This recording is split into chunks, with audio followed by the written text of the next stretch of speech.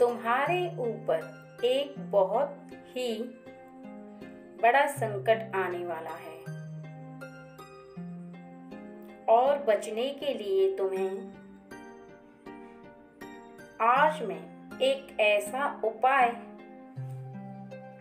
बताऊंगी जिस उपाय को करने के पश्चात आने वाले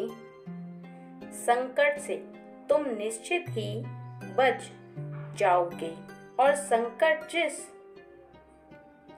तरह से प्रकृति में विद्यमान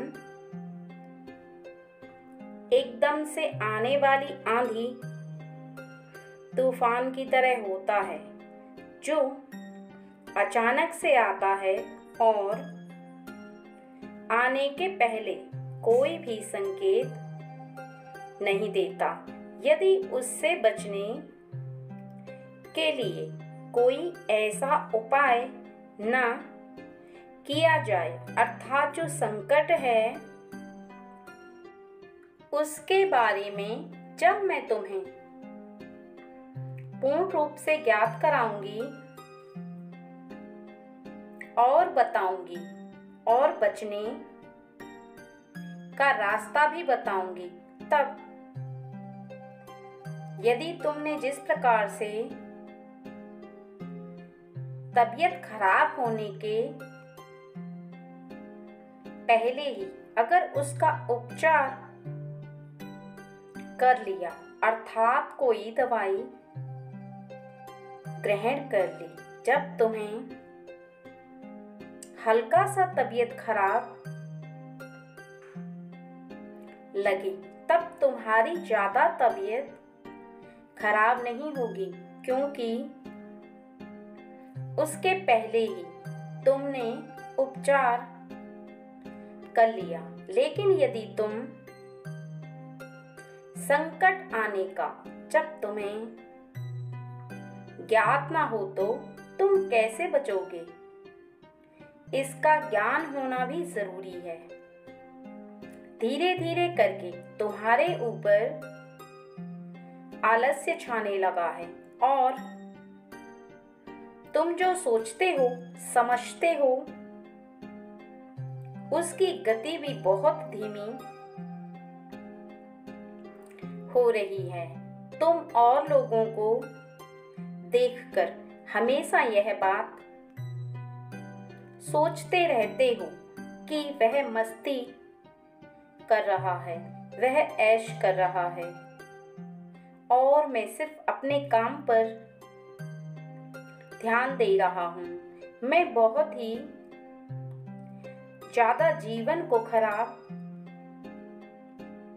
कर रहा हूँ, या मेरा जीवन है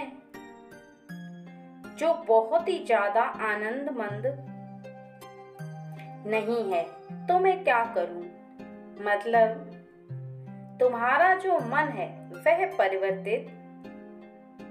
होने लगा है और ऐसे में तुम्हारे ऊपर संकट इसलिए आएगा क्योंकि तुम जो मन में परिवर्तन ला रहे हो उससे आने वाले समय में अपने आप ही परिवर्तन आ जाएगा और अचानक से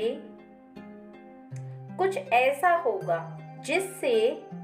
कि तुम बिल्कुल से सोचना छोड़ दोगे। कई बार तुमने देखा होगा कि एक बहुत होशियार बच्चा जो कुछ क्लासों तक होशियार रहता है, लेकिन आगे जाकर वह बहुत ही ज्यादा होशियार होने के बावजूद भी बहुत कमजोर बच्चा बन जाता है, क्योंकि वह पहले ही इतनी मेहनत कर लेता है कि जब समय आता है मेहनत करने का तब वह मेहनत नहीं कर पाता, क्योंकि एक समय होता है किसी भी काम को करने का और पूर्ण रूप से मेहनत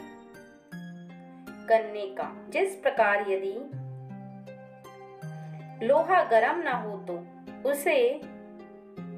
मोड़ा नहीं जा सकता, तोड़ा नहीं जा सकता, कुछ आकार में बदला नहीं जा सकता। उसी प्रकार यदि समय से पहले बहुत ज्यादा छोटी उम्र में हद से ज्यादा मेहनत कर लोगे और हद से ज्यादा तुम किसी भी काम को कर लोगे तो किसी भी काम से तुम अपने आप ही दूरी बनाने लगोगे, क्योंकि तुम्हारा किसी भी ऐसे काम पर ना तो पूर्ण मेहनत करने में बल लगेगा और ना ही तुम कर पाओगे, और ना ही तुम्हारे अंदर की जो शक्ति है वह पूर्ण रूप से लग पाएगी, बल्कि वह शक्ति क्षीण होने लगेगी। जो एकाग्र है वह क्षीण होने लगेगी और तुम चाहकर भी उस पर काम नहीं कर सकते, और यही संकट तुम्हें घेरने वाला है। लेकिन तुम्हें इससे बचने के लिए केवल एक ही उपाय करना होगा।